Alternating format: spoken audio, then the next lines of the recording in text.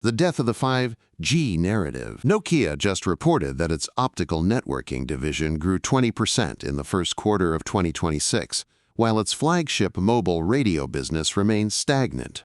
This divergence confirms that the $2.3 billion Infinera acquisition was never about expanding the telecom portfolio. It was a necessary exit from the low-margin radio market.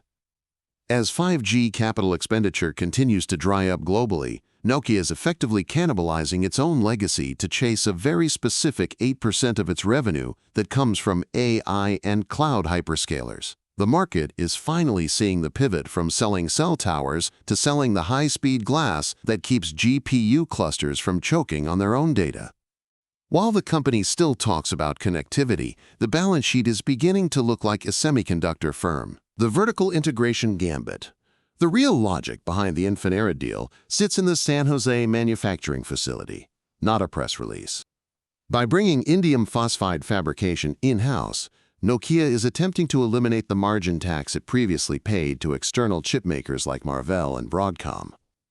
In Q1 2026, the company booked $1 billion in orders from AI and cloud customers alone, a figure that is starting to dwarf their traditional carrier contracts in terms of growth velocity.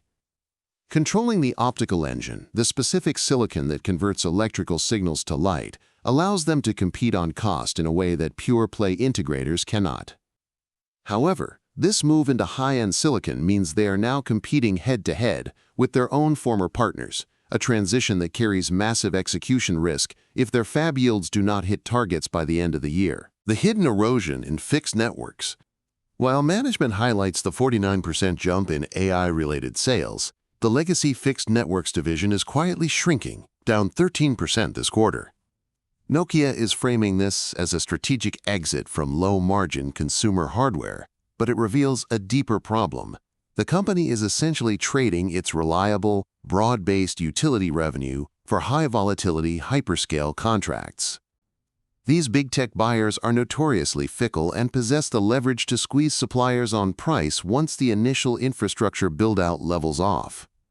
The operating margin expansion to 6.2% is a welcome signal, but it relies heavily on the assumption that NVIDIA and Microsoft will keep buying proprietary optical blocks instead of moving toward open-source white-box hardware. This shift toward the AI backbone is a high-stakes concentration of risk that most investors are currently mistaking for a simple growth story. The Real Implication. Nokia is no longer a telecommunications company. It is a component vendor for the AI supercycle. The integration of Infinera has transformed the business into a vertically integrated silicon play where the network is just a wrapper for their proprietary optical engines.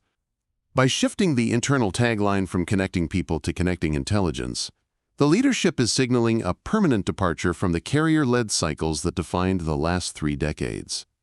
For operators and investors, the metric that matters now isn't subscriber growth or 5G coverage. It is the yield and capacity of the San Jose fab.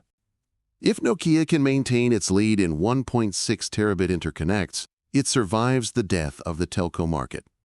If not, it becomes a commodity supplier in a market dominated by hyperscale bargaining power. Watch the network infrastructure operating margin in the Q3 report for the first real sign of whether those Infinera synergies are actually hitting the bottom line or just offsetting legacy losses. Subscribe for more.